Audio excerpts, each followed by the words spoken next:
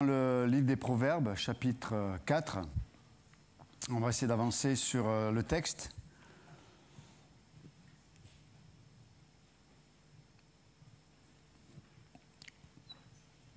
Et on va commencer au verset 13. Donc, le livre des Proverbes, chapitre 4, verset 13. Saisis l'instruction, ne la lâche pas. Retiens-la car elle est ta vie. N'entre pas dans le sentier des méchants et ne t'avance pas dans la voie des hommes mauvais. Évite-la, n'y passe pas. Détourne-t'en et passe outre. Car il ne dormirait pas s'il n'avait fait le mal. Il serait privé de sommeil s'il n'avait fait trébucher personne. Car ils se nourrissent du pain, de la méchanceté, et c'est le vin de la violence qu'ils boivent. Le sentier des justes est comme la lumière resplendissante, dont l'éclat va croissant jusqu'au plein jour. La voie des méchants est comme les ténèbres. Ils ne savent pas ce qui les fera trébucher. Amen. OK. Donc là, il y a plusieurs points que je voudrais souligner à travers ce texte. Et donc le verset 13. Donc, saisis l'instruction, ne la lâche pas et retiens-la car elle est ta vie.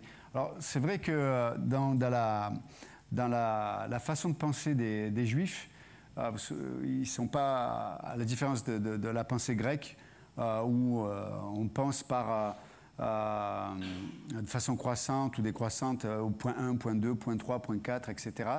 Chez les Juifs, eux, ils prennent un principe, une vérité, et puis ils vont tourner autour. Voilà. Ils vont essayer d'aborder le même sujet par des angles complètement différents et faire le tour du sujet. On a cette expression aussi.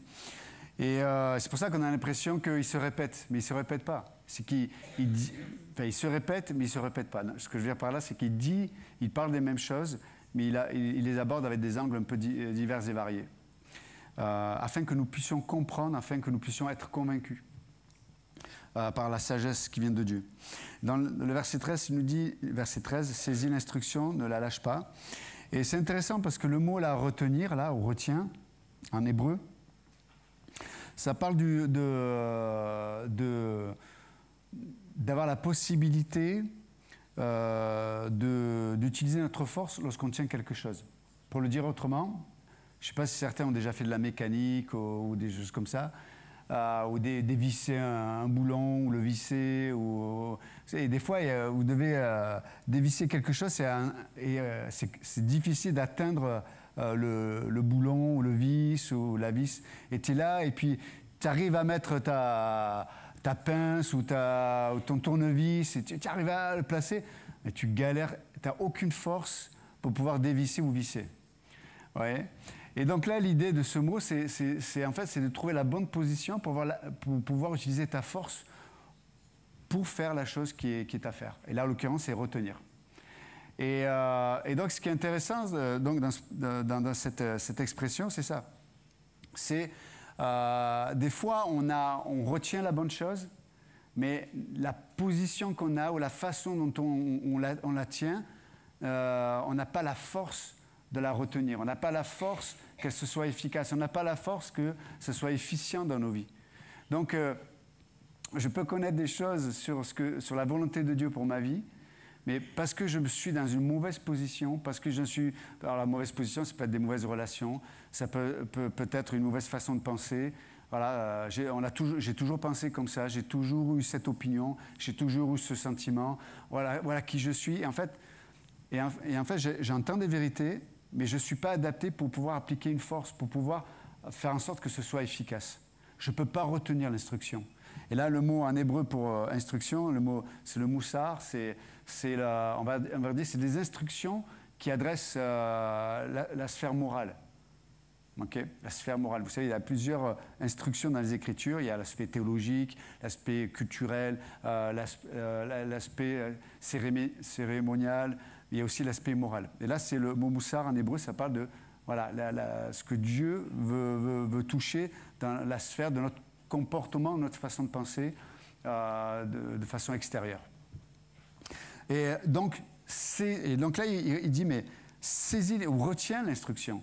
C'est trouve la bonne position, trouve la bonne attitude, trouve la bonne relation, ou soustrais-toi de mauvaises relations. Mais en tout cas, trouve la bonne position pour que tu aies la capacité de saisir et de vivre cette vérité. Autrement, elle va te servir à rien, sinon te frustrer. Il n'y a pas de plus grande frustration que d'atteindre une vis, et de pouvoir rien faire avec. Hein?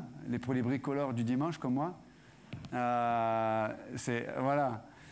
Sans compter que la plupart du temps, on a tous les outils sauf le bon. Ça vous arrive aussi, ça?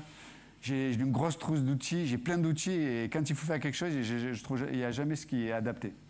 Or, là, la différence avec Dieu, c'est que Dieu nous propose toujours le bon outil, en fait. Il y a toujours l'outil que Dieu nous propose par sa sagesse, par sa parole, par l'instruction qu'on reçoit ce matin, c'est le bon outil pour ce qu'on a à vivre. La question, c'est qu'est-ce qui est à atteindre dans ma vie? Et des fois, c'est simple, et des fois, c'est pas simple. Ok? Et on va discuter un peu de ça, parce qu'il continue après. Donc, retiens-la, car elle est ta vie. Là, le mot vie, en hébreu, c'est le même mot. Tu sais, quand Dieu souffle chez l'homme, il lui donne la vie. C'est le même mot que tu utilisais quand Dieu dit, il parle de l'arbre de vie. On parle vraiment de cette vie qui nous énergise, ce qui fait que c'est le contraire ce qui est différent de la vie animale, premièrement, et ce qui diffère de la mort aussi. Ok? Donc, il dit l'instruction, c'est ce qui va te permettre d'être vivant et non pas mort. C'est ce qui va te permettre d'être différent d'un animal qui lui-même a des émotions, qui lui-même peut faire le bien, le mal, qui lui-même peut faire plein de choses en fait. Mais il n'a pas le souffle de Dieu, il n'a pas la vie de Dieu, il n'a pas la conscience de lui-même, etc. Il y a quelque chose qu'il n'a pas, l'animal. Mais des fois, on peut se comporter comme des animaux. C'est-à-dire qu'on vit avec notre âme, nos émotions, nos sentiments, notre volonté. Un animal, tiens, il a envie de faire ci, il fait ça. Mais il ne va pas plus loin, en fait, que son besoin immédiat, que son ressenti immédiat, que son désir immédiat. Il ne voit pas plus loin, il n'a aucune conscience ni de lui-même, etc. Et donc là, il dit que l'instruction, ça va nous rendre différents d'un comportement animal. Ça va nous rendre différents d'un comportement ou d'une pensée ou d'habitude où la mort va régner. Et ça, c'est tellement important. Qu'est-ce qu'on fait de l'instruction? Qu'est-ce qu'on fait de l'aspect pratique? Quand Dieu dit des choses pratiques dans nos vies, qu'est-ce qu'on en fait? Vous voyez? Et des fois, on n'en fait rien parce qu'en fait, la différence, ça va être de toujours associer ce que Dieu demande, ce que Dieu te demande, de toujours l'associer avec qui le demande. Très souvent, on est rendu sans force dans la vérité que Dieu peut amener dans notre existence parce qu'on ne connaît pas son cœur. On ne connaît pas le cœur de Dieu. C'est pour ça que quand vous lisez, par exemple, le livre des Proverbes, chapitre 4, etc., mais les autres chapitres aussi, il y a ce côté de relationnel, et côté de cette intimité. Il dit, mon fils, mes fils, tu sais, c'est ce côté, voilà, on est lié par la relation, on est lié par quelque chose de profond, en fait. Et de la même façon, là, ce père qui parle à son fils est l'image du père qui te parle à toi. Tu es une fille, tu es un enfant de Dieu, un fils. Donc, quand Dieu te demande des choses, quand Dieu nous propose des choses, parce que c'est jamais une loi que Dieu nous propose, mais c'est une proposition. Proposition de vie, si on s'en saisit, si on comprend que son cœur, dans tout ce que Dieu dit, derrière, il veut révéler qui il est, il veut révéler son cœur. Il veut nous révéler des choses que nous, on ne voit pas. Parce qu'il y a des choses qu'on ne voit pas. Il y a même des choses bonnes qui sont dans notre existence, mais qui ne sont pas forcément bonnes pour notre relation et notre vie avec Dieu. Il y a plein de choses qu'on ne comprend pas, plein de choses qu'on ne voit pas. Donc là, il dit, mais retiens-la car elle est ta vie, l'instruction. Et c'est intéressant parce que ça sous-entend ce verset 13 que, comme je viens de le dire, qu'en retenant ce que Dieu nous fait connaître, Dieu va nous garder de ce qu'on ne connaît pas. Ce que je veux dire par là, c'est qu'il y a plein de dangers dont on n'est pas conscient. Il y a plein de dangers dans l'existence de nos vies qui pour nous, on ne voit pas le danger, on ne voit pas la dangerosité de la chose. On ne voit pas que ça peut être vraiment un problème. Parce que, encore une fois, nous, on fonde notre vie sur cet arbre de la connaissance du bien et du mal. Et nous, on se pose la question, est-ce que c'est bien ou c'est mal? Mais Dieu dit, ce n'est pas la question à poser. La question, c'est, est-ce que c'est de l'arbre de la vie que tu vas te nourrir ou pas? Donc, des fois, on peut prendre des décisions qui sont sages, humainement parlant, mais Dieu nous prévient. Attention, il y a danger. Là où ça va te mener, ça va t'amener sur un terrain glissant. Ça va t'amener sur un terrain difficile. Et vous savez, des fois, c'est compliqué. Je me souviens, des fois, je me balade dans la gare, etc. Et tu prends des voies ou des chemins. Et en fait, tu marches pendant 1 heure et tu réalises que ça t'amène nulle part. Et tu réfléchis toujours, je suis sûr que je ne suis pas le seul, comment je peux trouver un moyen de récupérer le bon chemin sans devoir refaire le chemin retour, le chemin inverse, pardon. Est-ce que je suis le seul ou vous pensez comme moi? Et des fois, j'ai perdu du temps à trouver des chemins annexes, et in fine, j'ai dû rebrousser chemin et refaire le chemin inverse. Et des fois, dans notre vie, Dieu nous prévient, il me dit, attention, ce chemin que tu empruntes, l'issue n'est pas bonne, ça te mène nulle part. Et pour retrouver le bon chemin, ça va être la galère. Tu vas perdre du temps, tu vas perdre de l'énergie, tu vas perdre tellement de choses. Et donc Dieu nous prévient, fais attention, ne va pas sur ce chemin. Et des fois, on a l'impression que c'est un bon chemin, mais combien de fois je me suis dit, waouh, j'ai trouvé un chemin que personne ne connaît, et il est évident, et je vais arriver plus vite, ça va être plus court. Walou, comme dirait nos frères. Là.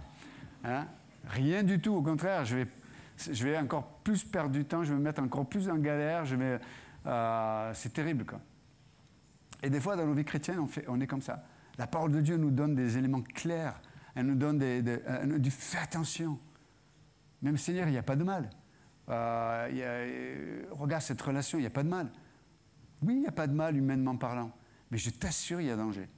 Mais il n'y a pas de mal à m'occuper dans mon emploi du temps, à faire ceci. Oui, il n'y a pas de mal. Mais attention, danger. Tu ne vois pas le panneau, mais moi, si tu n'as pas la capacité de comprendre les panneaux, moi, je te dis. C'est un peu comme mon fils, au départ, il ne savait pas lire, etc. Il voyait des chiffres, il ne savait pas ce que c'était. Donc, je lui disais, ben là, tu vois, il ne faut pas rouler. Et pourquoi, papa, alors tu roules plus vite? Non, c'est pas... Les enfants sont légalistes. Mais pour ça, je laisse dans l'ignorance, comme ça, je fais ce que je veux. C'est ce que fait la religion, en fait. Elle nous donne des mensonges, elle nous garde dans l'ignorance, comme ça, on peut bien manipuler les gens. Bon, bref, c'est une autre histoire. Mais c'est vraiment important de comprendre que des fois, on n'a pas la capacité de pouvoir lire certains panneaux de l'existence. Mais l'instruction, la parole de Dieu, elle, comme un père qui va lire ce que l'enfant ne peut pas lire, Dieu va nous prévenir. C'est tellement important. C'est tellement important. Et c'est intéressant parce que juste après, il nous amène sur le terrain du sentier, ou pour le dire autrement, je le traduis, hein, il nous amène sur le terrain des habitudes, en fait. On ne réalise pas qu'une décision, des fois, peut nous amener sur un chemin des habitudes. Et qu'est-ce que c'est dur d'avoir une mauvaise habitude? C'est vrai ou pas? Et vous allez voir, après, il parle des habitudes, et après, il parle de la conscience. Une habitude entretenue, une mauvaise habitude, ou une habitude qui ne correspond pas à la volonté de Dieu, va malheureusement nous amener à ne plus avoir notre conscience libre d'exercer ce pourquoi Dieu nous l'a donné. On va avoir une conscience qui est complètement cautérisée, la Bible dit. Elle ne va plus faire son boulot, elle sera incapable.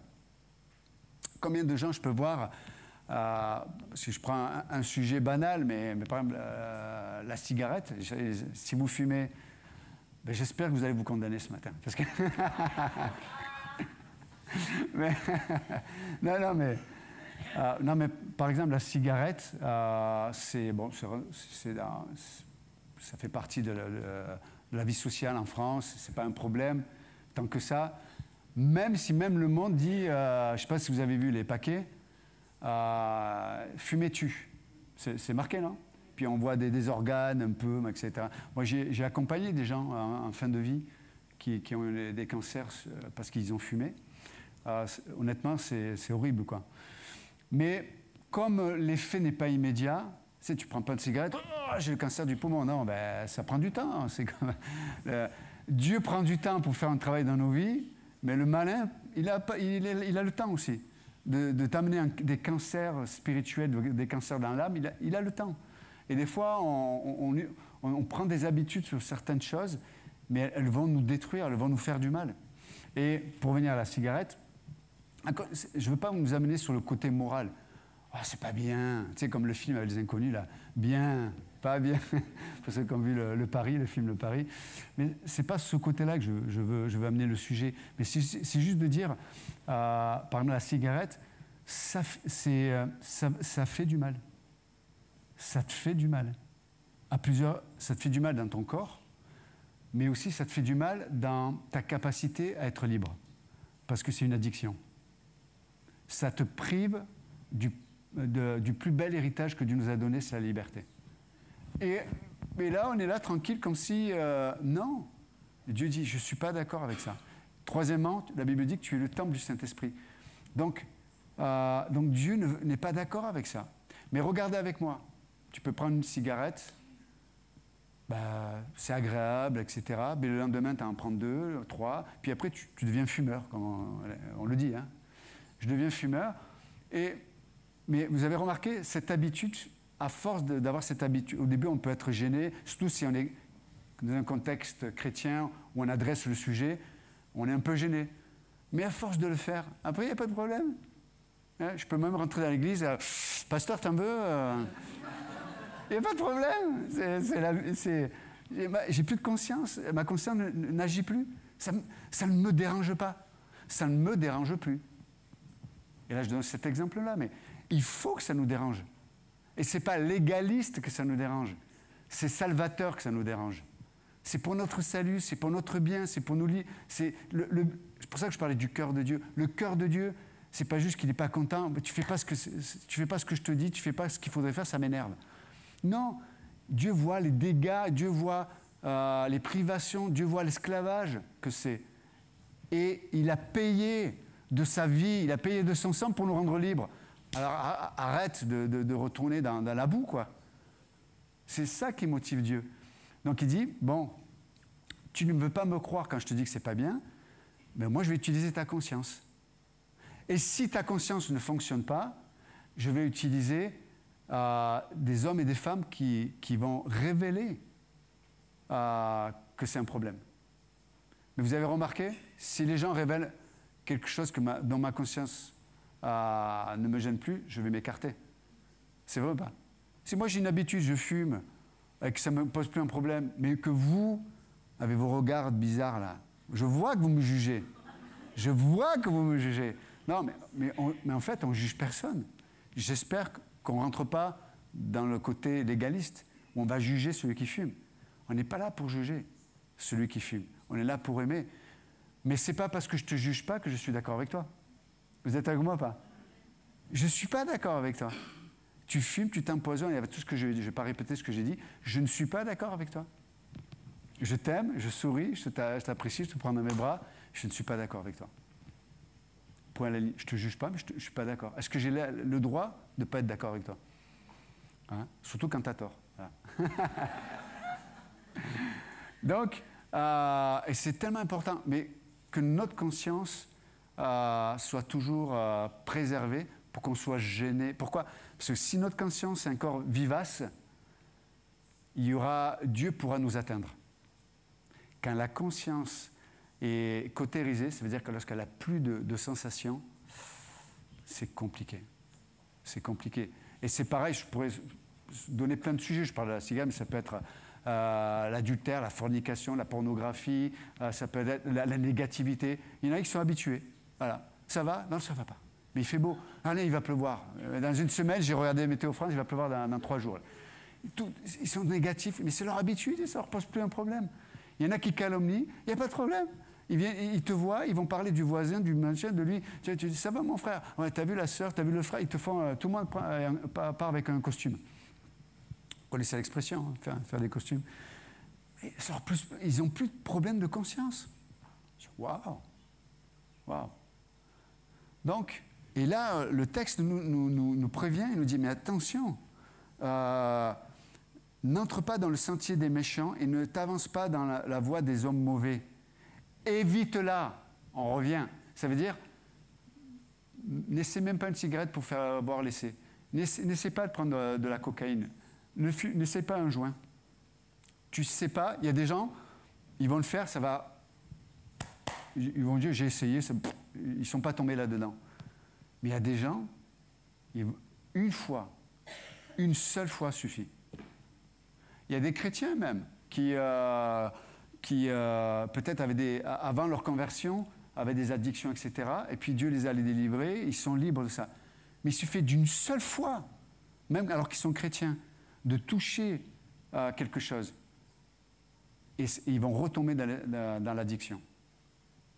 Donc là, l'auteur nous dit quoi? Évite-la, n'y passe pas, détourne-t'en et passe outre. Pour le dire autrement, fuis, quoi. Fuis. Ne passe pas par cette ville-là, ne passe pas par cette tentation-là. Ne joue pas avec le feu. Ah, on a cette expression-là aussi. Ne joue pas avec le feu, parce que des fois, il brûle. D'accord? Et c'est tellement important de comprendre ça. Maintenant, on revient au verset 13. C'est que même s'il y a ces choses-là, il y a un moyen de refaire le chemin inverse. Vous êtes avec moi ou pas? Et il y a un moyen de rédemption. Il y a un moyen de salut. Mais je ne vais pas vous cacher la vérité, les amis. Écoutez bien, il ne sera pas facile. Je ne vais pas vous cacher la vérité, ça ne sera pas facile. Parce que vous allez devoir vous battre chaque jour. Une addiction, c'est chaque jour, toute ta vie, tu vas devoir te battre contre. Une mauvaise décision qui t'amène à de mauvaises habitudes. Avant, je parlais de ma foi, puis je prends l'habitude de ne plus parler. Combien ça va être dur de parler? J'évangélisais, machin, tout ça, je participais à la vie d'église, tout ça. Je prends des décisions où je ne participe pas, plus. Combien ça va être difficile? Vous comprenez? Il y a un son bizarre, non? Vous entendez ou pas? Ça fait un peu... J'entends le buzz? Attendez, je veux régler ça. Voilà. On m'appelle l'exterminateur. Mais donc j'aime cette... je sais que ce matin, c'est peut-être pas agréable ce que je dis, j'en suis désolé, mais c'est la vérité en même temps. Donc le but, tombez pas dans le piège de la condamnation, parce que la condamnation vous amènera nulle part. Par contre, tombez dans les bras de la sagesse, peut-être Dieu te gêne, peut-être Dieu te pousse, Dieu t'amène cette bonne culpabilité, pas condamnation, mais bonne culpabilité, afin que tu demandes à Dieu de l'aide, tu demandes à Dieu un changement, parce que Dieu est capable de le produire. Vous comprenez? Dieu est capable de le produire. Cette bonne culpabilité peut nous amener peut-être, parce que je le vois des fois, va nous amener sur le terrain d'avoir besoin de Dieu, mais elle va nous-mêmes nous pousser à avoir une bonne relation avec Dieu. Ce que je veux dire par là, c'est que combien d'entre nous, on est consacré à Dieu quand on a besoin.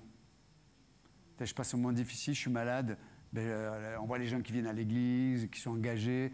Je passe un moment difficile de divorce, ils sont là, ils viennent à l'église, etc. Puis du moment où la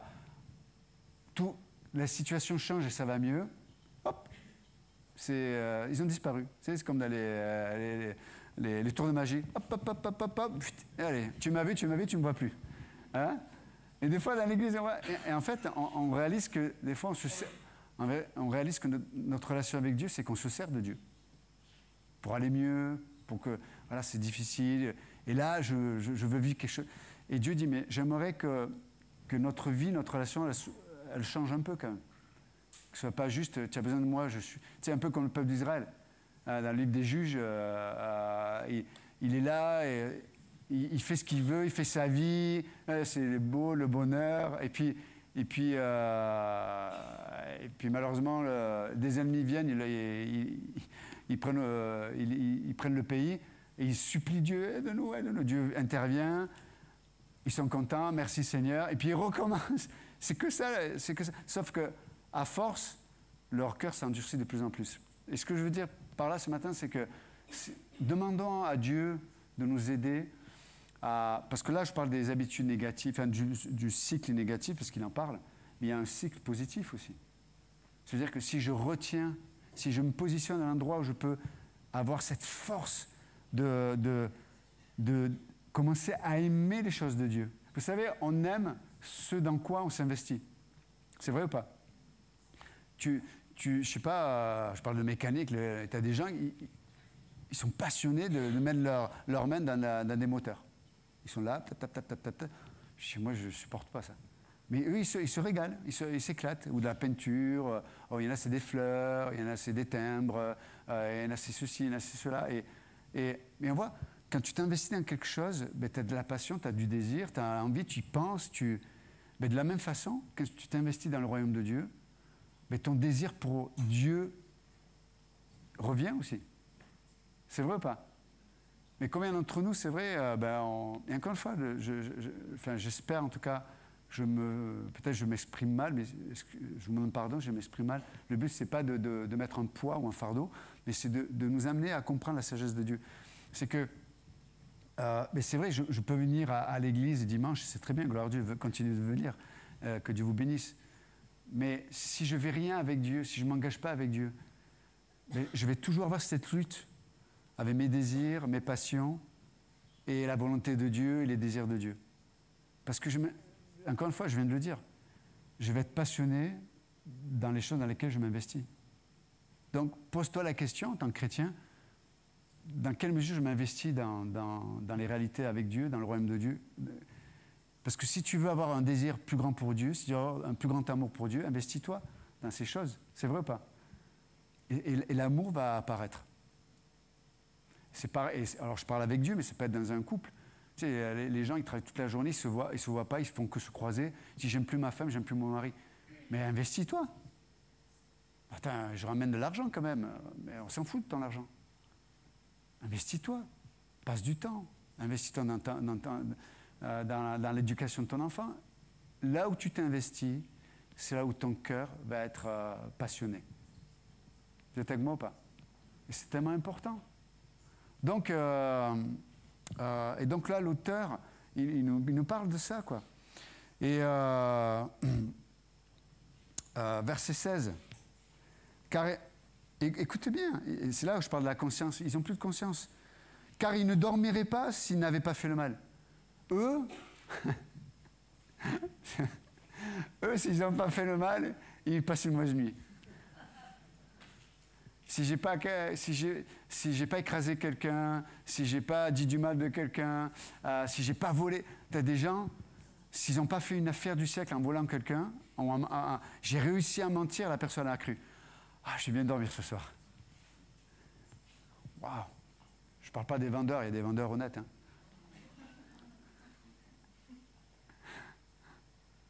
Quelques-uns. Mais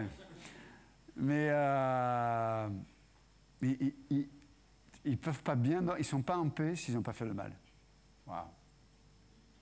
Waouh. Si moi je voyais au boulot là, quand j'étais à la police, les gars, s'ils n'arrivaient pas à coucher avec la voisine ou le machin ou le bidule, ils n'étaient pas en paix quoi. Je dis mais ils sont malades. Je parlais d'animal tout à l'heure, mais tu me laisses, c'est pareil. Hein. Sauf qu'ils avaient un uniforme. Mais toute la journée, ça parle que de ça parle que de ceci, ça parle que de cela. C'est incroyable. Mais les chrétiens peuvent être pareils, dans d'autres domaines. Même des fois dans la sphère religieuse. Hein? L'évangile prospérité. Oh, j'ai envoyé un message là. On a eu une dîme, je vais pouvoir me changer les chaussures. Oh, eux, c'est peut-être acheter un jet privé. On n'est pas au même niveau, moi je suis qu'aux chaussures. Je dis, waouh! Et s'ils n'ont pas fait ça, leur conscience n'est pas tranquille. C'est honteux, quoi. C'est une honte d'utiliser l'évangile pour sa propre gloire. C'est honteux. On devrait on ne s'appelle pas ça des pasteurs, c'est des imposteurs. C'est incroyable, quoi. Même s'ils citent plein de versets, je m'en fous. Même s'ils disent des vérités, je m'en fous aussi. Parce que Jésus n'est pas venu se faire du business sur la vie des gens, quoi. Ou manipuler les gens, parce qu'il n'y a pas que la sphère financière. J'existe en tant que pasteur parce que j'arrive à manipuler, à faire que les gens m'adulent. Non, c'est Christ qu'on doit adorer, pas des hommes. Même pas une église, c'est Christ qu'on adore. Je parlais de tout à l'heure, on est là pour honorer Jésus-Christ. C'est un autre sujet. Pourquoi vous me faites dévier du message? On verra la prochaine fois, parce que le verset 17, il est pas mal aussi. On a pris la Sainte Seine tout à l'heure. Si vous lisez le verset 17, c'est la Sainte Seine du mal. Ils prennent la Seine, eux c'est la Sainte, mais la Sainte Seine du mal, car ils se nourrissent du pain de la méchanceté, et c'est le vin de la violence qu'ils boivent. Quand ils se réunissent, ils prennent la Seine. Mais c'est un autre sujet, je ne vais pas l'aborder, parce qu'il y aurait des choses à dire là-dessus. Bon, j'espère que c'est édifiant ce matin, que Dieu parle et qu'il... Le but, encore une fois, c'est vraiment de laisser la vérité nous affranchir. Laisser la vérité nous faire découvrir le cœur de notre Dieu. Amen. Et Dieu ne va pas nous laisser tranquilles tant qu'on ne le rejoint pas sur le terrain de l'œuvre accomplie, tant qu'on ne le rejoint pas sur le terrain de la liberté. Il ne va pas te laisser tranquille. Vous savez, quand Dieu aime quelqu'un, il ne le lâche pas. Donc, Dieu ne va pas vous lâcher, Dieu ne va pas me lâcher. C'est pour ça que des fois, en tant que chrétien, on a l'impression d'être jamais tranquille et il y a toujours... Quand une chose est arrivée, il y en a une autre qui arrive derrière. Pose-toi la question. C'est que Dieu ne te lâche pas. Et qu'il fait un travail profond. Parce qu'il t'aime. Parce qu'il t'aime. N'oubliez jamais ça. Parce qu'il t'aime. Même si tu fais tout le contraire de ce que j'ai dit ce matin. Écoutez bien. Dieu continuera de t'aimer. Mais c'est juste que toi, tu porteras les conséquences. Parce que, malheureusement, il y a des conséquences. C'est la vie, le monde est comme ça. Seigneur, merci encore ce matin pour ta parole. Merci encore pour ta sagesse. Merci pour ton amour qui veut toujours nous atteindre. Peu importe où on se trouve, peu importe si on est proche de toi, peu importe si on est loin de toi. Peu importe si on comprend de la bonne façon les choses, peu importe si on les comprend de la mauvaise façon. Peu importe notre capacité ou notre manque de capacité. Nous reconnaissons que ton amour pour nous, est ta motivation dans tout ce que tu fais et dans tout ce que tu dis. Donc merci Seigneur. Merci. Aide-nous à être en endroit où notre passion et notre amour et notre désir pour toi puissent grandir. S'il te plaît Seigneur. Tu vois notre faiblesse, tu vois notre incapacité ou notre manque de compréhension des fois dans ce qu'on vit. Aide-nous Seigneur. S'il te plaît Jésus. Nous te bénissons, t'adorons. Si quelqu'un ne connaît pas Jésus-Christ, je vous en supplie au nom du Seigneur. Dites-lui ce matin que vous croyez que sa mort à la croix a payé pour tous vos péchés, passés, présents et futurs. Dites-lui dans votre cœur que vous croyez qu'il est vivant, il est ressuscité d'entre les morts. La mort n'a pu le garder. Il est vivant, alors où je parle, le Christ est vivant. Et il veut venir dans ta vie. Et si ce matin vous avez fait cette prière, de dire Jésus, je crois à ton amour, je crois à cette croix où tu as tout payé pour moi. Tout ce qui me séparait de toi, tout ce qui me condamnait, tu l'as payé à la croix. Je crois que tu es vivant. Et viens me sauver. Viens dans mon cœur. Si ce matin vous avez fait cette prière, peut-être avec vos propres mots, la Bible dit que vous devenez enfant de Dieu. Non pas né de la chair et du sang, mais de l'Esprit de Dieu. Et si ce matin vous avez fait cette prière, la Bible demande aussi que nous puissions poser un acte de foi extérieur aussi. Dites-le à quelqu'un. Dites-le à une personne qui vous a invité. Dites-le voilà, un pasteur, dites-le ce matin. Et ce matin, j'ai pris la décision de mettre ma foi, ma confiance en Jésus. Donc Seigneur, merci encore de bénir ton peuple, chaque croyant ici. Dans le nom de Jésus, nous te bénissons. Amen. Que Dieu vous bénisse.